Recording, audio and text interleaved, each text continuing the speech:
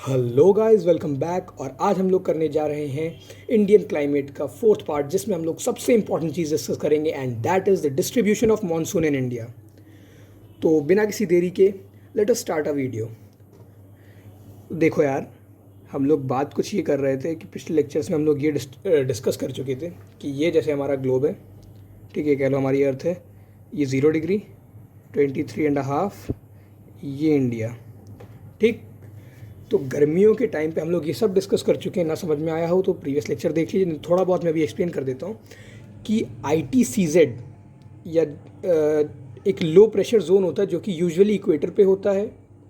और जब northern hemisphere में गर्मी पड़ती है तो ITCZ नॉर्दर्न हेमिसफेयर में 23.5 डिग्री नॉर्थ पे आ जाता है, और जब सदर्न हेमिसफेयर में गर्मी पड़ती है तो वो 23.5 डिग्री साउथ में ITCZ शिफ्ट हो जाता है। तो जो इंडिया में गर्मी पड़ती है जिस टाइम पे, या जिस टाइम पे नॉर्दर्न हेमिसफेयर में गर्मी पड़ती है, उसी टाइम पे इंडिया में मानसून आता है। क्यों? क्योंकि उसी टाइम पे ITCZ जो है, या इंटर ट्रॉपिक कन्वर्जेंस जोन इसका फुल फॉर्म है, तो वो 0 डिग्री से 23.5 नॉर्थ पे शिफ्ट हो जाता है। इसी वजह से इंडिया में मानसून आता है, ठीक। क्योंकि ये लो प्रेशर एरिया और हाई प्रेशर विंड्स को अपनी तरफ अट्रैक्ट करता है। ये सपोज कर लीजिए हमारी विंड्स चल रही थी इसके नीचे, क्या कहते हैं, इक्वेटर के नीचे, ठीक है, ये इक्वेटर है, इक्वेटर के नीचे हमारी विंड्स इस डायरेक्शन में चल रही थी। अभी और ऊपर आएंगी तो नॉर्दर्न हेमिस्फेयर में कोरियोलिस फोर्स इनको इस तरफ डिफ्लेक्ट करेगा, तो अब ये विंड्स ऐसे घूम जाएंगी, और ये घूमी हुई विंड्स ऐसे इंडिया में आएंगी, यहाँ से एंटर करेंगी, यहाँ से, ठीक है, ऐसे ऐसे एंटर करेंगी सारी विंड्स। मतलब ये तो कहीं और ही जा रही होंगी, जो इस रीजन में विंड्स होंगी वो सारी इंडिया में ऐसे एंटर करेंगी। अब वही चीज़ हमें अपने मैप पे करनी है, ठीक है। विंड्स इस तरीके से एंटर कर रही थी ग्लोब पे, तो अब हमारे इंडिया में जो है विंड्स यहाँ से एंटर करती हैं,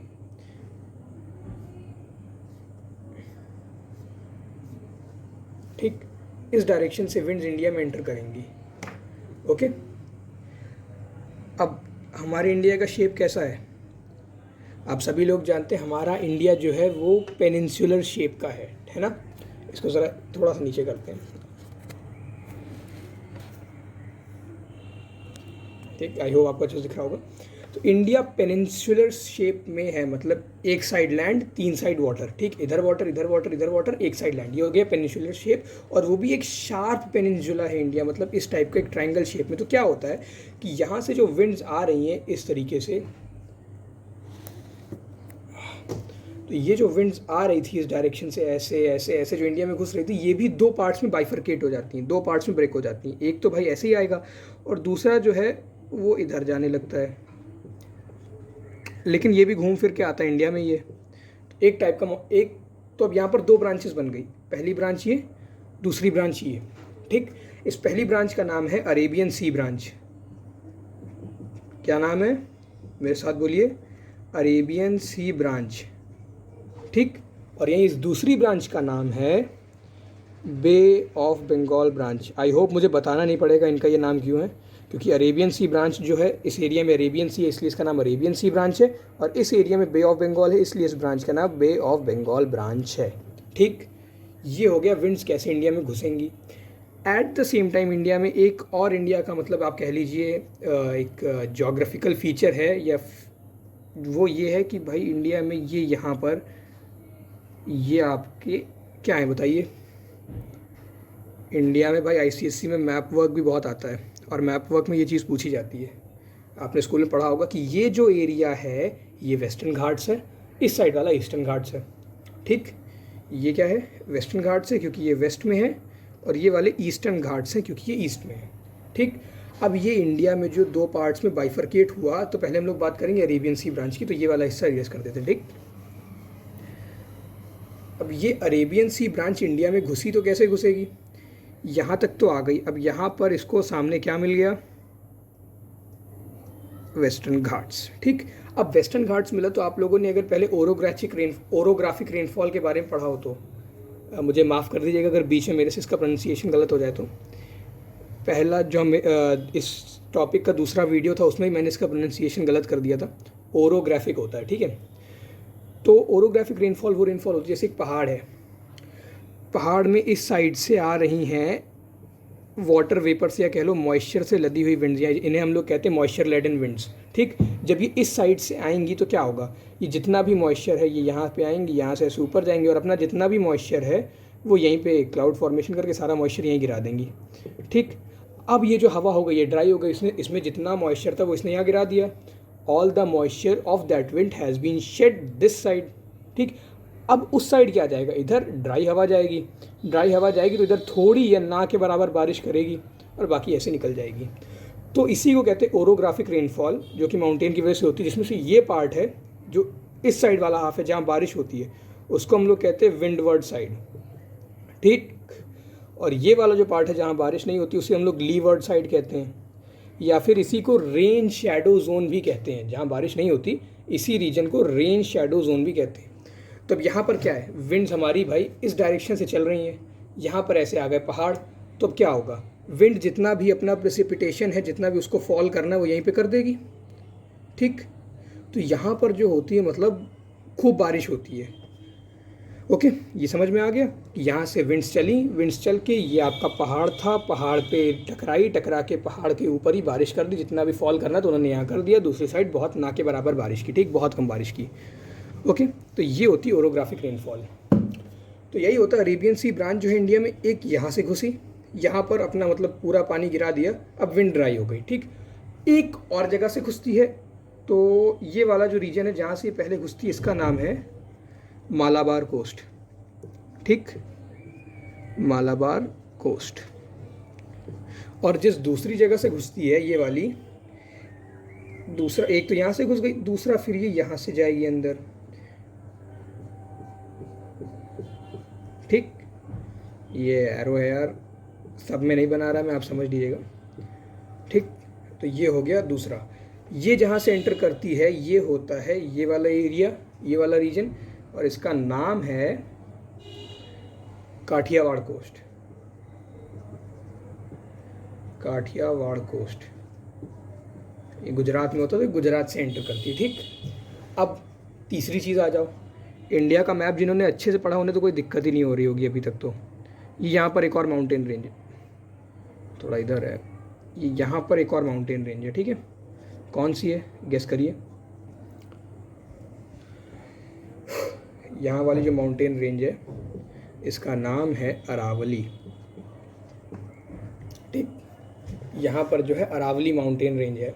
तो क्या होता है भाई, यहाँ से ये विंड्स जा रही थी, अगर ये अरावली जो है ऐसे होती, परपेंडिकुलर होती है ऐसे, ठीक, तो यहाँ से जितनी भी क्या कहते हैं विंड आ रही थी, जितनी भी मॉइस्चर लेडन विंड आ रही थी, पूरे का प्रेसिपिटेशन इस साइड हो जाता, इस साइड कुछ नहीं जाता। लेकिन अरावली जो है वो विंड के डायरेक्शन के पैरेलल है, तो अरावली जो है इस विंड के लिए बिल्कुल भी रेजिस्टेंस नहीं प्रोवाइड करेगी, मतलब ये इस विंड को बिल्कुल नहीं रोकेगी, विंड सीधे सीधे चली जाएगी अपना आगे रास्ते में। ठीक, यही रीज़न है कि जितना हम लोग ऐसे वेस्ट में जाते जाएंगे वहाँ एरिड और सेमी एरिड क्लाइमेट होगा, या कह लो कि डेजर्ट टाइप क्लाइमेट होगा।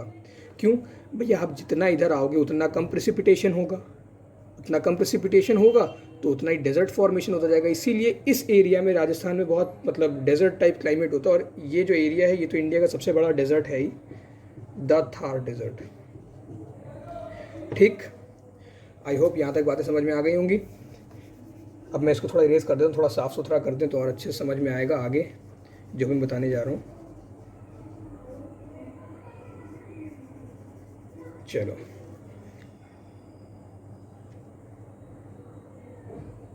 तो ये है इंडिया। अब आगे देखो, आगे ये होता है हिमालय, ये हिमालयन रेंज है। ठीक, एक तो मेरे पास एक सिंगल मार्कर है तो मैं अलग से अलग अलग इंक से एक्सप्लेन भी नहीं कर सकता, इसको थोड़ा डार्क कर देते हैं, थोड़ा अच्छे से समझ में आ जाए। बाकी यार आप देख लेना यार, ठीक है, समझ लेना। ये है आपकी हिमालयन रेंज। ठीक, यहाँ से जो विंड आ रही थी अब वो क्या होगा, फिर से यही ओरोग्राफिक रेनफॉल होगी। यहाँ से विंड आई, हिमालय ने कहा आओ बेटा हम तुम्हारा स्वागत करेंगे बहुत अच्छे से। ठीक है, तो हिमालय जो है इस विंड की इतनी अच्छे से खातिरदारी करता है कि सारा रेनफॉल इस विंड का इसी इलाके में हो जाता है। ठीक, इस विंड का बहुत सारा प्रेसिपिटेशन, बहुत सारा रेनफॉल इस एरिया में होता है। ठीक। तो ये जो एरिया है, इस एरिया में भी खूब बारिश हो गई। तो अब देखो कहाँ कहाँ बारिश हो गई, एक इस रीजन में बारिश हो गई और एक ये आपका हिमालय वाले रीजन में बारिश हो गई। ठीक है ना, याद रखना यहाँ हिमालय जो है इनको बहुत अच्छे से कहता है आओ आओ हम तुम्हारा स्वागत करें, और फिर इनसे खूब बारिश करवाता है। तो बस ये हो गई अरेबियन सी ब्रांच। अब ये जान लेते हैं कि भैया अरेबियन सी ब्रांच जो होती है ना, अरेबियन सी ब्रांच ये बे ऑफ बंगाल ब्रांच से बड़ी होती है। ठीक, मतलब अरेबियन सी ब्रांच जो है वो बे ऑफ बंगाल से ज़्यादा बड़ी, ज़्यादा भारी भरकम, उसमें ज़्यादा बारिश करने की कैपेसिटी होती है। लेकिन इंडिया में जितना भी मानसून आता है उसका 60% जो है वो बे ऑफ बंगाल ब्रांच से आता है, और सिर्फ 40 भी नहीं 30% कह लो अरेबियन सी ब्रांच से आता है। बाकी 10% रिट्रीटिंग ले आता है, थोड़ा बहुत साइक्लोनिक हो जाता है। ठीक है, तो अरेबियन सी ब्रांच जो है वो है भले ही बड़ी, लेकिन ज़्यादा rainfall bay of Bengal branch, ज़्यादा एरिया में जो रेनफॉल होती है वो बे ऑफ बंगाल ब्रांच से होती है। अब क्यों होती है ये चीज़ अब जान लेते हैं, क्योंकि अब ये हम लोग पढ़ चुके हैं भाई। अगर आपको चाहिए तो देख लो यार अच्छे से, एक बार फिर से मैं एक्सप्लेन कर देता हूँ यही चीज़ कि यहाँ से आपका अरेबियन सी, मैं इसको सीधा कर देता हूँ। ठीक, ये यहाँ से आपकी जो विंड्स थी वो यहाँ से आई, और इसको साउथ, ये जो ये हम लोगों ने अभी तक जितनी बात की वो समर मानसून के बारे में बात हो रही है, और इसी समर मानसून को साउथ वेस्ट मानसून भी कहते हैं। क्यों कहते हैं साउथ वेस्ट, ये भी देख लो यार। ये हो गया north, south, east, west. Wind ऐसे आ रही है, इसको यहाँ रख दो, तो इसका ओरिजिनेशन क्या हो गया भाई, यहाँ पे। कहाँ से ओरिजिनेट हो रही है, जिस डायरेक्शन से ओरिजिनेट हो रही है, कह लो टेल जो होती है ना, टेल वो पकड़ लो। टेल कहाँ पे, SW, इसीलिए इसको साउथ वेस्ट मानसून भी कहा जाता है। ठीक, तो ये हो गया साउथ वेस्ट मानसून। एक बार जान लेते हैं भाई, यहाँ से आया मानसून, दो ब्रांच में बट गया, एक अरेबियन सी ब्रांच, एक Bay of Bengal branch. Arabian Sea branch जो है फिर दो ब्रांचेज में बट गई। पहली ब्रांच मलाबार कोस्ट हिट करती है, दूसरी ब्रांच काठियावाड़ कोस्ट हिट करती है। अरेबियन सी वाली ब्रांच जो है वो ज़्यादातर पानी यहीं पे शेड कर देती है वेस्टर्न घाट्स के आसपास, और जो काठियावाड़ कोस्ट है वो यहाँ हिमालय तक बारिश कराती जाती है, लेकिन सबसे ज़्यादा बारिश इसी एरिया में करती है, बाकी इधर थोड़ी बहुत गिरा देती है। ठीक है, सबसे ज़्यादा बारिश यही हिमालय वाले रीजन में करती है, बाकी इधर थोड़ी बहुत गिरा देती है। ओके, ये हो गए अरेबियन सी ब्रांच। अब एक दो चीज़ें और जान लेते हैं कि ये जो विंड यहाँ से घुसती है ना, ये जब यहाँ पर बारिश करती है, ये जो काम होता है ना करीब फर्स्ट वीक ऑफ जून में होता है। ठीक है, फर्स्ट वीक ऑफ जून में ये चीज़ होती है। ओके, जब यहाँ पर बहुत ज़्यादा हैवी रेनफॉल होती है, इसी को कहते हैं मानसून बर्स्ट या मानसून आउटबर्स्ट, ये सब नाम है इसके, और ये फर्स्ट वीक ऑफ जून में होती है। तो आई होप आपको इसका रीज़न समझ में आएगा कि फर्स्ट वीक ऑफ जून में जो भारी बारिश होती है वो क्यों होती है। ठीक, यहाँ पर बारिश होती है फर्स्ट वीक ऑफ जून में, क्योंकि अरेबियन सी की जो विंड ब्रांच आ रही होती है वो यहाँ जाके टकराती है।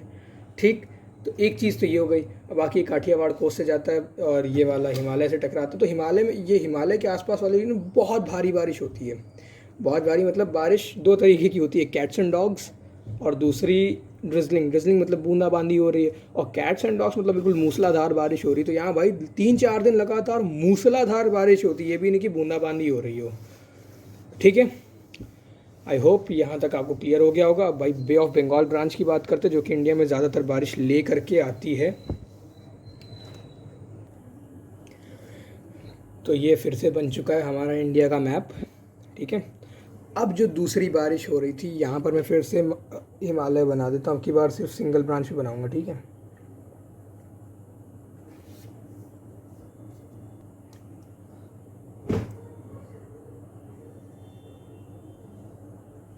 ठीक, तो इसके ऊपर भी होते हैं 2-3 रेंजेस हिमालय की, वो आप देख लेना। ओके, ये हो गया आपका हिमालय। अब यहाँ से यार जो विंड आ रही थी, एक तो इस डायरेक्शन से अरेबियन सी ब्रांच आ रही थी, उसके बारे में तो बात हो गई।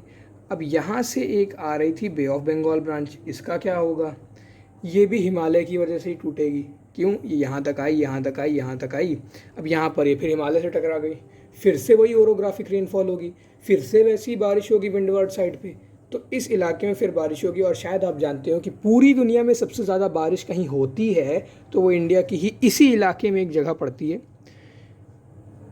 पहले एक चेरापूंजी नाम की जगह थी, मुझे स्पेलिंग यार दोनों की अच्छे से मतलब याद नहीं है, देख लेना यार, गलत हो सकती है। ठीक है, एक चेरापूंजी नाम की जगह थी, ये पहले फर्स्ट पे थी, अब ये सेकंड पे आ गई है।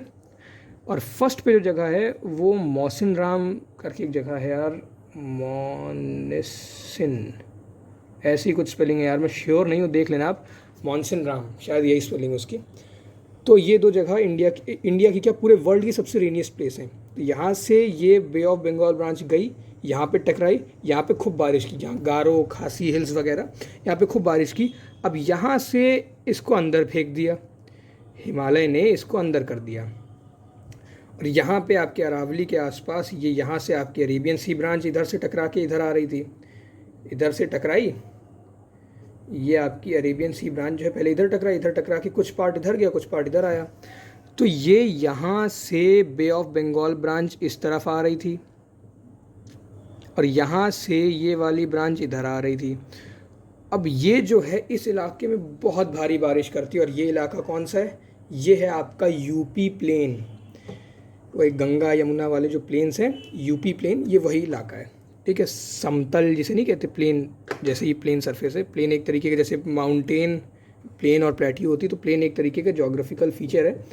तो ये यूपी प्लेन जो है यहाँ पर खूब जम के बारिश होती है। फिर अब आप कहोगे कि भैया ये हिस्सा कवर हो गया, ये हिस्सा पूरा कवर हो गया, और ये जो है, तो जो बचा कुचा हिस्सा है वो कवर हो जाता है विंटर मानसून से या रिट्रीटिंग मानसून। मानसून ऐसे गया, इसी तरीके से विंटर वगैरह में मानसून इस साइड से वापस आता है, इस डायरेक्शन से। ठीक है, तो उसमें ये हिस्सा कवर हो जाता है।